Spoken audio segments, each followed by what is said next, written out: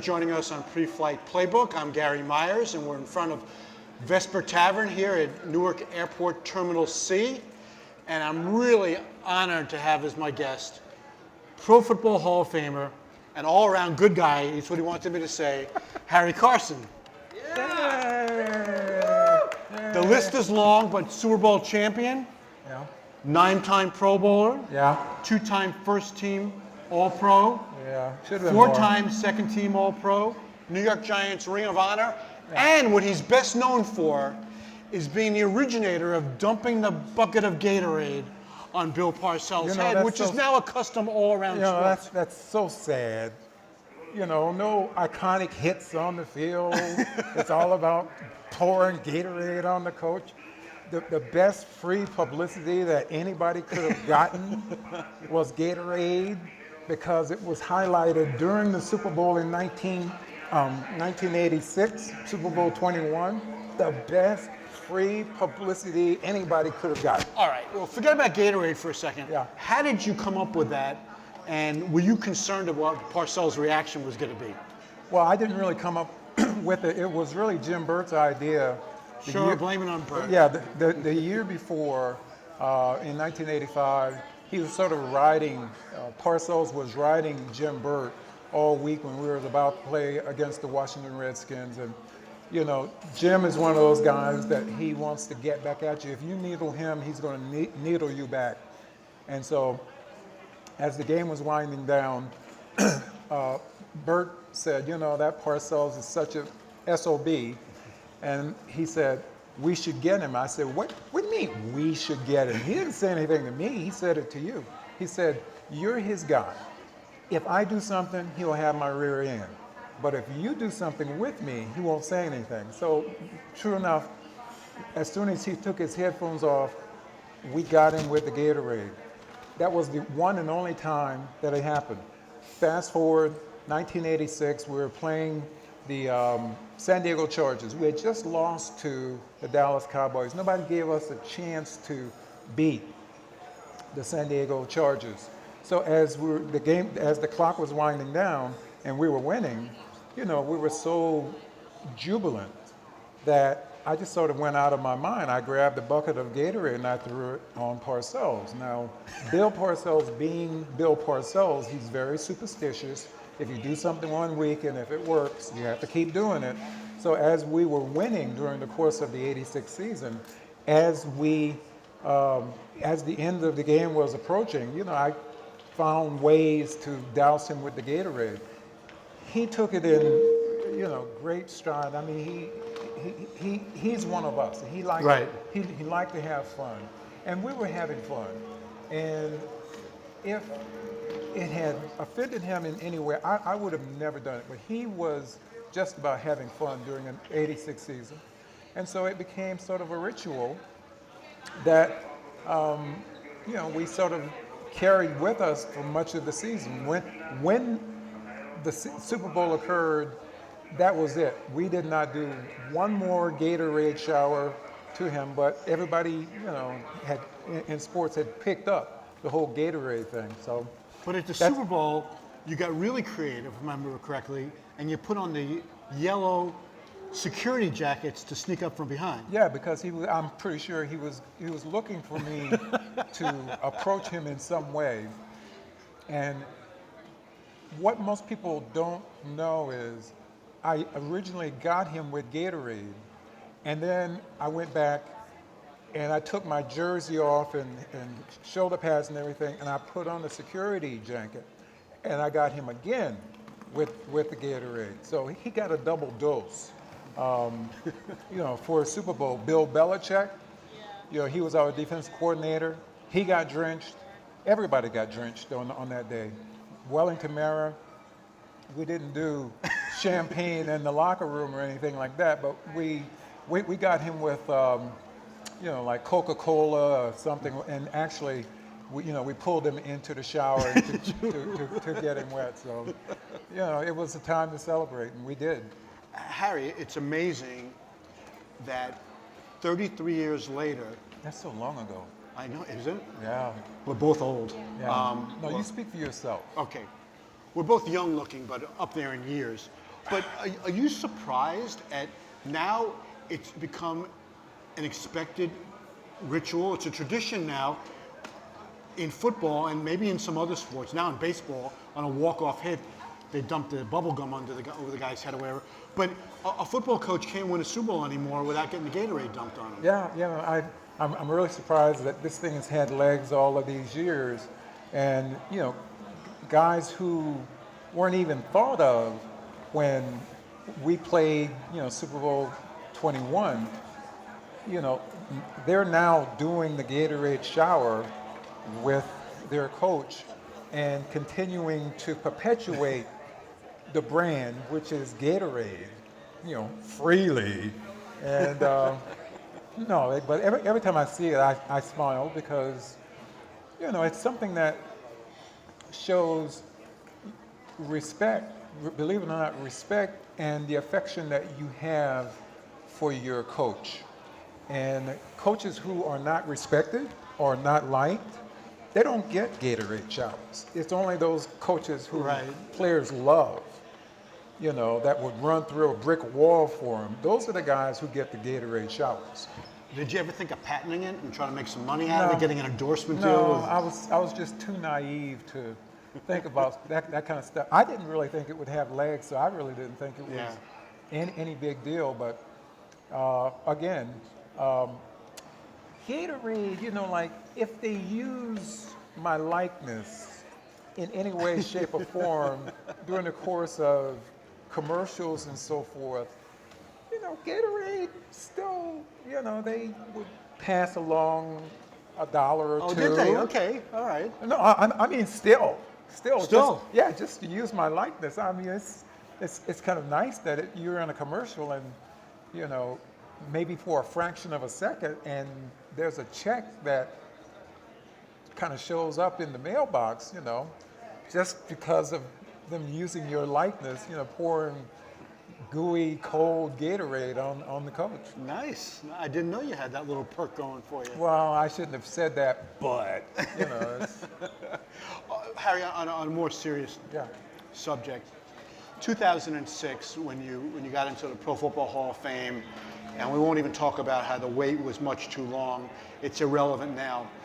But in your Hall of Fame speech, you kind of veered away from the typical you thanked everybody that needed to be thanked, but you took a really strong stand for former NFL players. Mm-hmm. You were the first one to really speak out and say, there's a lot of former players who were struggling financially, who were struggling with their health, and if these are the guys that helped build the league, that the NFL had to find a way to take care of them. What prompted you to do that? Was it, I won't say it was a spur of the moment thing, but did the moment just grab you when you're up there, or had you planned to do that? No, I didn't really plan to do anything. It's, Gary, you didn't mention it, and you didn't want to go down that road, but it took me about 13 years to get into the Pro Football Hall of Fame.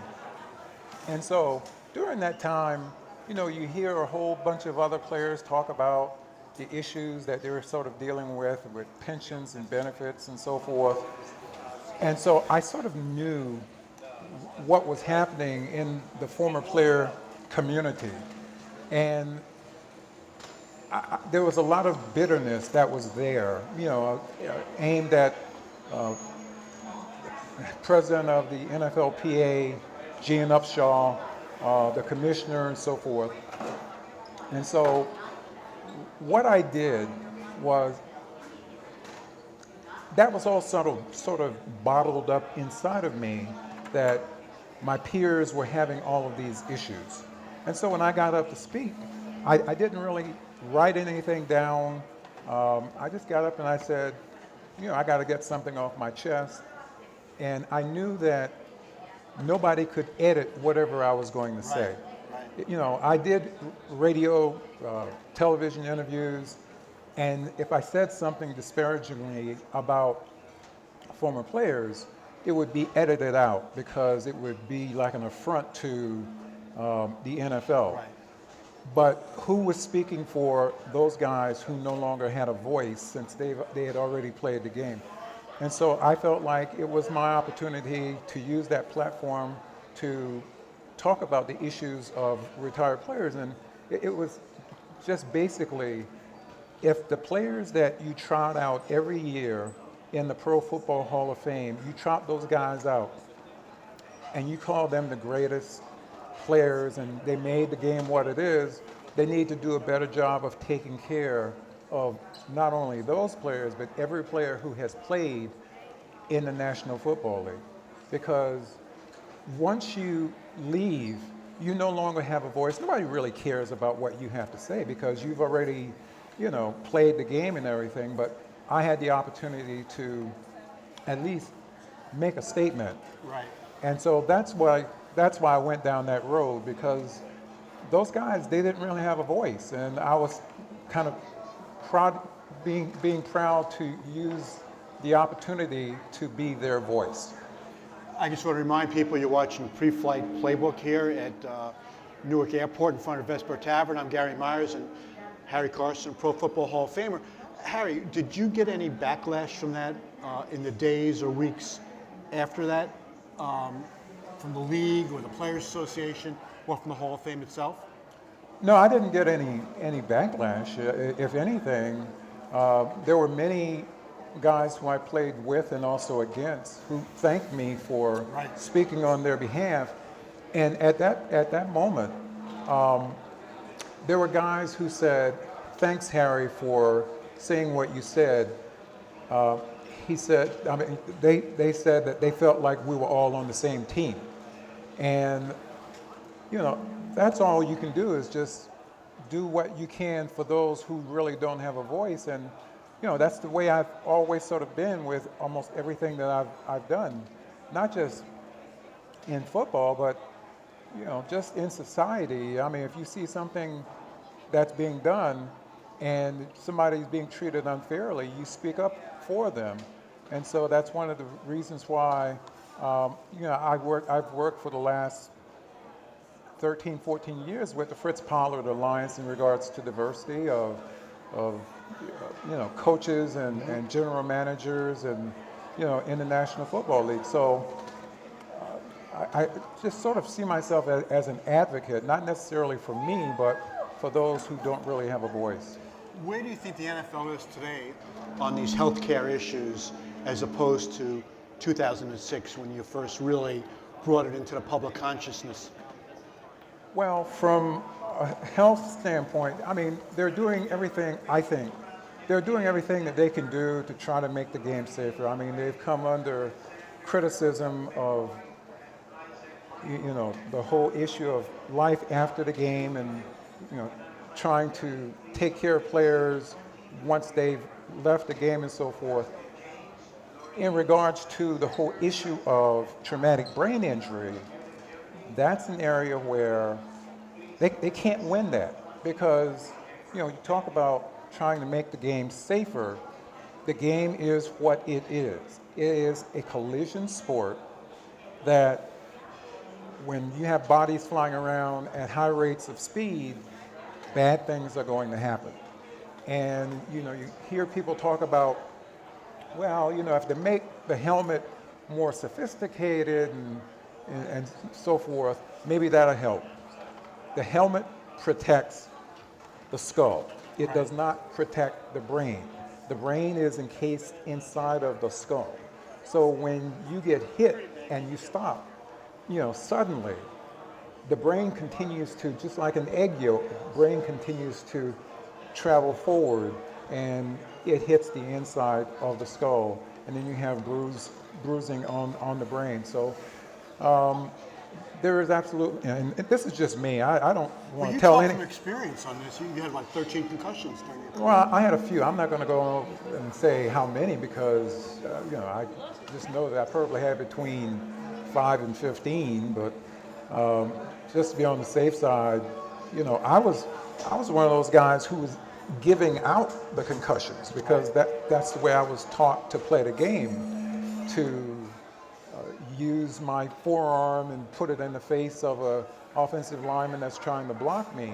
So I know all about concussions, and it's interesting that once your career is over, you come in contact with so many players that you've played against, and they talk about the experience of playing against me or playing against other players, and they will acknowledge that on certain plays that when they tried to block me low, they would, my knee would hit them in the head, and they didn't remember anything after that point. So it's just one of these things that we've all sort of lived with. And when we played during in that era, we knew that we could get hurt physically. We didn't know about neurologically. And so after all these years, now people know that you can get hurt physically, but also neurologically, just playing the game. And so, I've been an advocate for many of those people who have had some serious neurological issues as a result of playing not just the game of football, but all contact sports, whether it be ice hockey, whether it be auto racing. You look at Dale Earnhardt Jr., the reason why he had to leave is because of concussions that he sustained in automobile wrecks and so forth. But also, you got boxing, you got mixed martial arts, you got all of these sports where there's contact to the head, and unfortunately that's doing damage not just to the outside, but it's doing damage to the inside as well. Football undoubtedly gave you an awful lot. Yeah. Both financially, exposure, giving you great forums to get important issues across, but it also took its toll physically. I know you had some problems with the post-concussion syndrome when your career was over. And this is I didn't even know that I was dealing with post-concussion syndrome until 2 years after I left football. Right. When I played, I do some wacky things. When you guys would come and interview me in the locker room, I'd be standing there, and you got the New York media. You got so much media there, and microphones and cameras and everything. And oftentimes I'd find myself searching for words that I wanted to use to complete my thought. And I do a lot of ums, and during the interview. And I'm searching for the word, and the word is on the tip of my tongue. I just can't, throw it out. But I realized there was something going on. There were times when I would have bouts of depression, and I didn't realize why I was feeling depressed. There was one time where I can say honestly that I contemplated, driving my car off the Tappan Zee Bridge. Had it not been for the fact that I had an infant daughter, who knows what I would have done. But that was a part of the depression that I was feeling at that time. And I'm asking myself, why am I feeling this way when I'm playing pro football? I had a nice car, I had everything, but yet there was this bout of depression thing, hanging over me. And so I went to the doctor, and I got my yearly physical, and he told me everything was fine. And then he asked me an important question. He asked, "Are you sure?" And I said, "Well, I've been having this issue and that issue." And I was honest enough as a man to just share with him these issues. And he referred me to a specialist. I went to the specialist, went through 2 days of testing. And after those 2 days, I went back and I got diagnosed with post-concussion syndrome. I thought maybe I had a brain tumor tumor Doug Coder, one of my old teammates, he left football and he also was diagnosed with a tumor. And Doug eventually passed away, and that was my fear, that perhaps the same thing was, going to be directed to me. And I asked him, I said, will I live? Because I'd never heard of post-concussion syndrome. I asked him, will I live? He said, you'll live, you just have to learn how to manage it. So as a result of that, I listen to my body, I do what's good for me, I try to eat right, stay in shape, eat a lot of fish, a lot of salmon, spinach, I stay hydrated, I don't put any kind of foreign stuff in my body. go to the gym, I work out, work up a sweat. And so, this issue that I'm talking about, that was like 1990. Right. And so it's been like a long time since 1990, or what, about 30, almost 30 years that I've lived and managed this condition. And fortunately, I've become an advocate for many of those people who never made it to the NFL, who, from a wife who has a husband who may have played high school ball, and now in his 40s, he's dealing with some neurological issues. And I get so many emails and correspondence from people around the world, talking about the issues of traumatic brain injury and the issues that they're sort of dealing with. So it's been very interesting. I graduated with a degree in education. And while I played football really was a means to get my story out and be able to utilize that degree in education, because I feel like a teacher or a professor at times, because I know a whole lot about the brain. A lot of people don't know about their own brains and the stuff that is going on with them, but I've tried to be an advocate and a support unit for many people who I've never met, but they're dealing with the lingering long-term effects of concussions. Let me ask you this, and the last question I'll have about this subject, but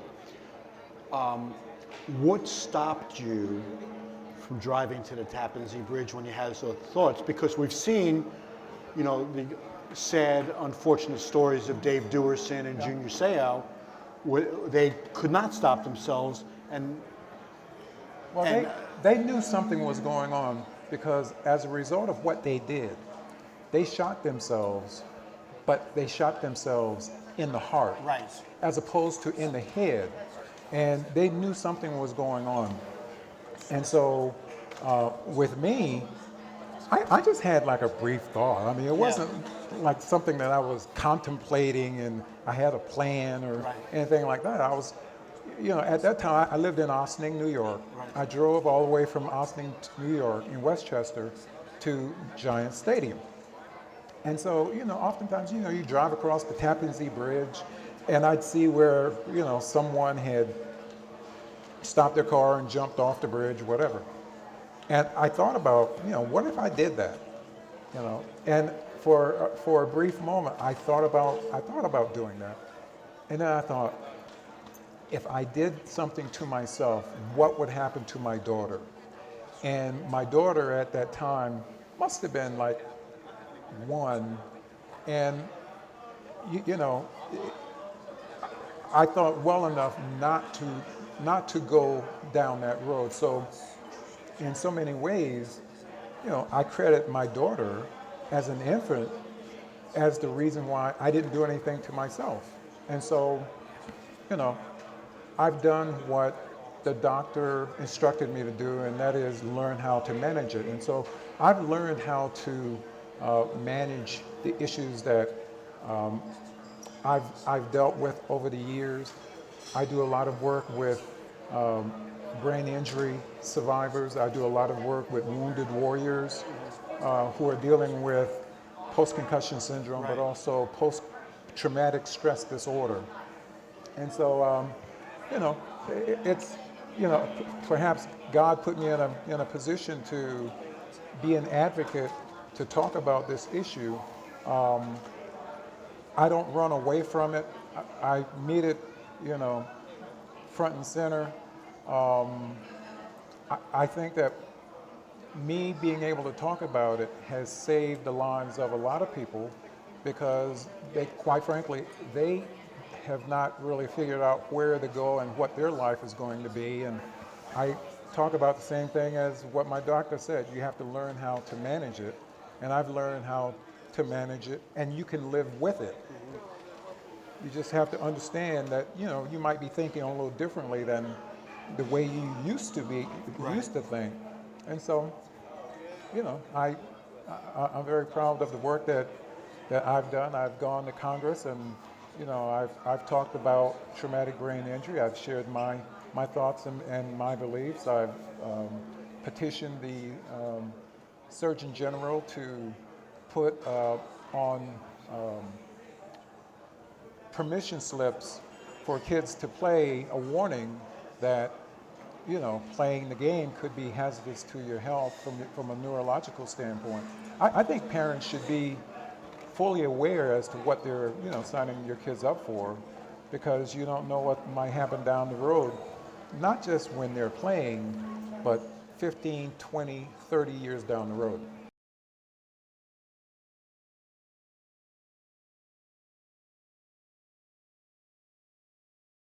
Okay, so we're here at Newark Airport, Pre-Flight Playbook in front of Vesper Tavern. And Harry, I lied. I do have one more question about this subject I want to ask you. Knowing what you know now, and I know I've probably asked you this before, and I know I've asked a lot of players, but knowing what you know now, if you knew this back in 1976 when you were drafted by the New York Giants, would you have found something else to do? I was really already prepared to do something else. I went to school, I got my degree, and I was already certified to teach. And so when I was drafted, I thought to myself, okay, let's see how far this will go. And if I had not made it, I would have been a coach or a teacher somewhere, because in college, I sort of gravitated to teaching and making a difference in the lives of young people. But as it turned out, I was able to learn the system and play the game on a pretty high level. One of the things that you may not have known, Gary Myers, is Willie Lanier was the first black middle linebacker to play in the modern era of football. I figured out that Harold McClinton, who played for the Washington Redskins, was the second black middle linebacker to play. And I am the third black middle linebacker to play in the National Football League. And the reason why is because back during the 60s and 70s and those early years, there were certain positions that were delegated for the white guys because it was a thinking man's position.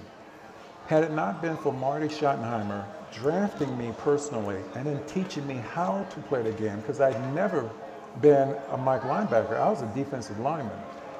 If it had not been for Marty Schottenheimer, who saw something in me and he had the patience to teach me the game, I probably would have been cut and probably would have wound up, going and being that teacher at some high school in Florence, South Carolina. So, Marty, I give thanks to Marty because he's the reason why I was able to make the transition. Right, but I was referring to the health issues that if you were as educated about the correlation between football and concussions back then and knowing what the repercussions could be, you think you still would have played? So the question is, if I knew then what I know now, would I have played? And the answer is no, I would not have played. Because, like I said, I had my degree. I sort of happened into football, and I've come to this understanding that I was never really a football player because I don't think like football players. I was a guy who played football. Right. And I actually started playing football for all the wrong reasons. Not because I loved the game. I started playing because it was a chick magnet. That was the reason why I started playing. I looked good in the uniform. I did. Like I was in 7th grade and I went to my high school game and, I'm standing by the fence and as the players are walking off the field after having played a game, they were dirty and stink and bloody and all that stuff, But that's where the girls were. The girls were with, up at the field house when the guys changed. That's where the pretty girls were. And I wanted to be a part of that, Gary. I wanted to be a part of that. And I went out for the team when I was in 9th grade. I didn't work out. I didn't train or anything. And I wound up quitting because I was ill prepared to play the game. And I didn't like quitting in my gut. And I wound up coming back the next year and sticking it out. But the reason why I started playing football was because it was a chick magnet. There were two things that I did. I was on the football team. I was also in ROTC. And in both of those situations, I was wearing a uniform. I looked really good. I wish I could show you pictures of me when I was lieutenant colonel in ROTC. And that's the reason why, we go back a long way. And you know that I had this sort of military thing about me. And I wanted to fly and all of that stuff. But I looked good in the uniform.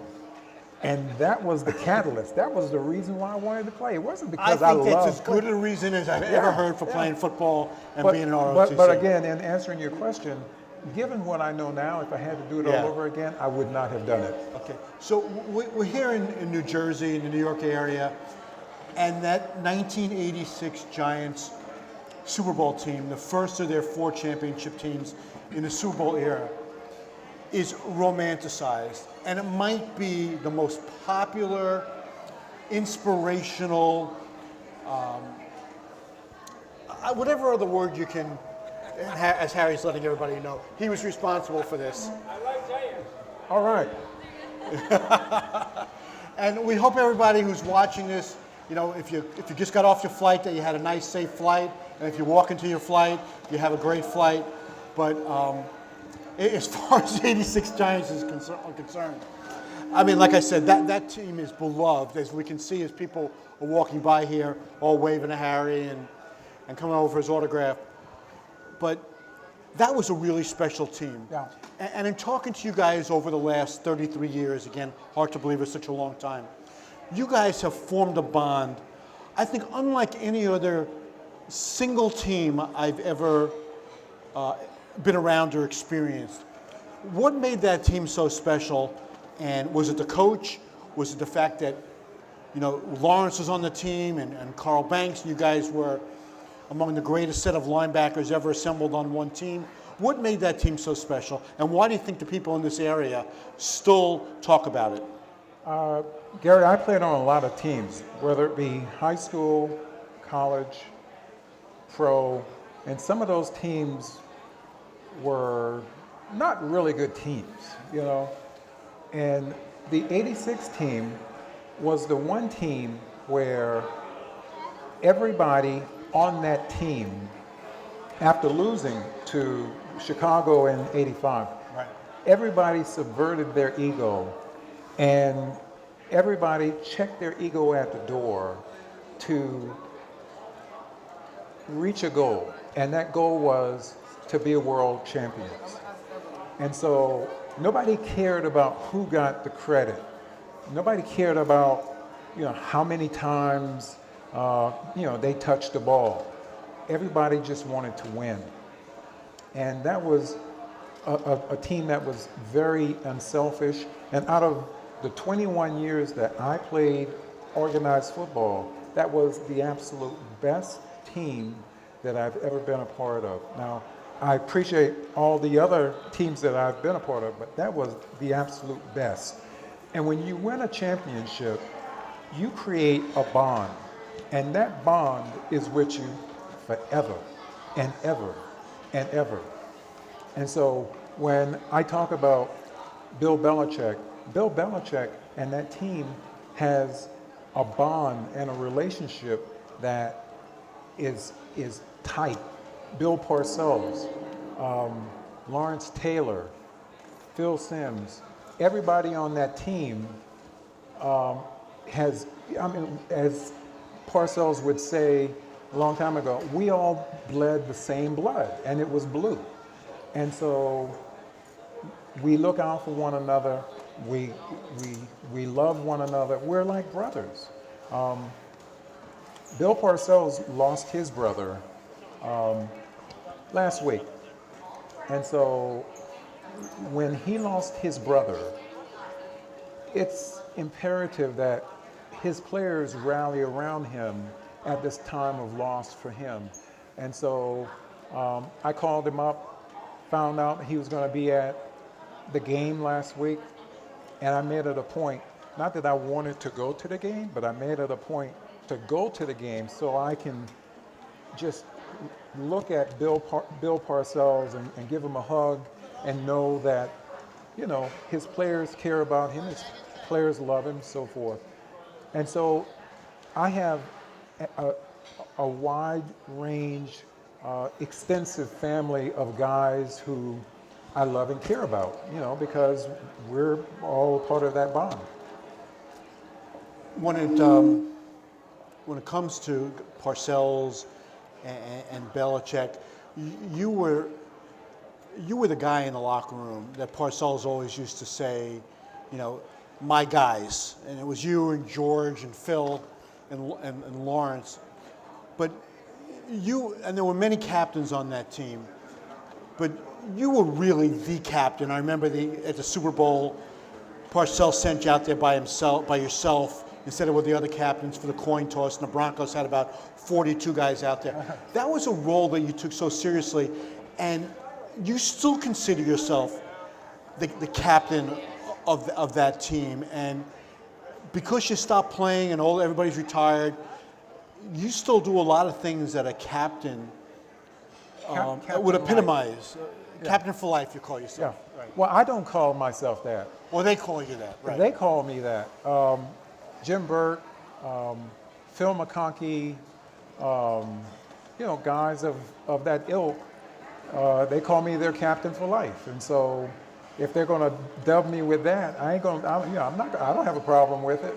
But the reality is, those guys, just like they're Parcells' guys, they're also my guys. Right. And so when they hurt, I hurt. I got to find a way to ease their pain. There was a situation years ago where one of my teammates, Jeff Rutledge, right, was in an automobile accident. And he ran under like a tractor trailer. Right. And he lived in Brentwood, Tennessee. When I found out that he was in this accident, I felt it was my responsibility to go and check on him. So I got in my car, and I was in South Carolina at the time. I drove from Florence, South Carolina to Brentwood, Tennessee, going through the Great Smoky Mountains to get to see Jeff Rutledge, just to make sure that he was... A 7-hour drive, if I remember, Yeah. you told me that story. Just to make sure that he was okay. And so that is the thing that I think about, you know, he's my guy, and I want to make Actually, certain... Harry drove, he's being a little modest here in the degree of how he cares. He drove 7 hours from South Carolina to Tennessee through the Smoky Mountains, which had to be somewhat treacherous. Yeah. You stayed with Jeff Rutledge for 2 hours, and you got in your car and you drove back to 7 hours to South Carolina. Yeah. 14 hours in the car to spend 2 hours just to check on a Yeah. teammate from 20 some odd years ago. Well, you know, that's what, you know, he's like part of my family. And so he's not just a teammate, he's family. I mean, they're guys who, you know, they have all kinds of issues, and, you know, they call me up, and, you know, I don't talk about the issues that they're dealing with to just anyone, but if I can help them in some way, you know, I put myself out there, and you know, I feel like I am their captain. And when they say you're my captain for life, you know, I take that literally. I am their captain for life. That's the reason why I talk about the whole issue of traumatic brain injury. That's the reason why, you know, I talk about the benefits or the lack of benefits for retired players. You know, somebody has to do it, and you know, that's what I feel like I have to do. Bill Belichick, I think he got to the Giants in 1979 with on Ray Perkins' first staff. Yeah. Okay, so he was about 27 years old at the time. You were going into your fourth year in the league, I believe, 76. Yeah. So you were probably like 25 years old. Could you possibly have imagined at that point? I mean, nobody could have possibly imagined he'd been to 9 Super Bowls as a head coach and won 6. But did you see greatness in Belichick as the years went on, as he went from special teams to linebacker coach, the defensive coordinator? Did you see greatness in him as a coach that would translate into him accomplishing what he has in New England? You know, when I first saw Bill Belichick, he had a stopwatch, and he was timing Dave Jennings' punts. Hang time. And he was either like the assistant special teams coach or a special teams coach or whatever. And so when I saw him, I didn't think anything of him. He's sort of a nerdy looking guy, you know. And over time, you know, I realized just how smart he was, because he went from special teams to, you know, coaching the defensive backs to another position. Then when Parcells left, when Parcells was elevated to head coach, and Ray Perkins left to go to Alabama, you know, Belichick became the linebacker coach and defensive coordinator. And that's where I really got to know him, because, I mean, there were things that he would draw up in meetings, and he said, we're going to do this and we're going to do that. And we'd say, no, that ain't going to work because it's not feasible. It's not anything, you know, like he was drawing all this stuff up. And it wasn't until we got on the field and we started to implement what he wanted us to do on the field that we were able to buy in. And so he had players who bought into the system. Initially, he had, you know, Lawrence Taylor, myself, Brad Van Pelt, and Brian Kelly. And then it transitioned from, you know, 83 on to Carl Banks, Gary Reasons, myself, and Lawrence Taylor. And so he was brilliant in terms of being a technician, you know, and drawing up defenses and so forth. And so over a period of time, while Parcells was the head coach, he still had some kind of influence on the defense. And it wasn't just Belichick. And it's one of these things where Belichick learned, I think, quite a bit from Parcells, and then he got the freedom to implement what he wanted to do or what he felt like he needed to do. And the one thing that I can say that has been consistent all these years is if you play for Bill Belichick, when you step on the field, you are going to be fully aware of the possibilities. And when you go on the field, you don't think, because when you think, then you've already lost. If you have to think about it, you react. And the players that he coached, they react. They know what to do. They're not going to be surprised by anything. And so when I see the Patriots now, you know, that was the Giants back then, especially the defense. We were well prepared when we took the field, and especially, you know, 1986. We knew everything that, you know, our opposing teams were doing. And quite frankly, as we were going down that stretch of games during the second part of the season, we beat people into submission. We were just physically stronger. Right. And we knew what they were going to do before they even snapped the ball. And so, you know, it was one of these things that I felt bad for opposing teams, because we just beat the crap out of them physically and mentally. But this guy has gone on to be now considered the greatest head coach in NFL history. And the reason why he's the greatest head coach in NFL history is because of me and guys like me who helped to make him the player or the coach that he is now. I have no doubt about that. All right, as we wrap up here, tell me something about Lawrence Taylor that I don't know. I know he's had his off-the-field problems, and you've always been there for him. Yeah. That he was a tremendous player, maybe the best defensive player in NFL history. But tell me about something Lawrence is the person that people might not know. Lawrence is a guy who I love like a brother.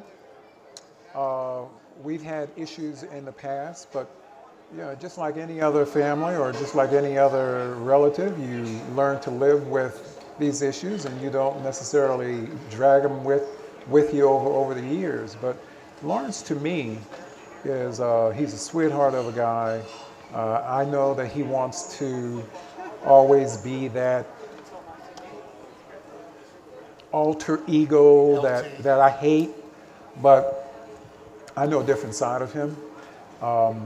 I know a side of him in which I took him and the Giants' greatest linebackers, including Sam Huff and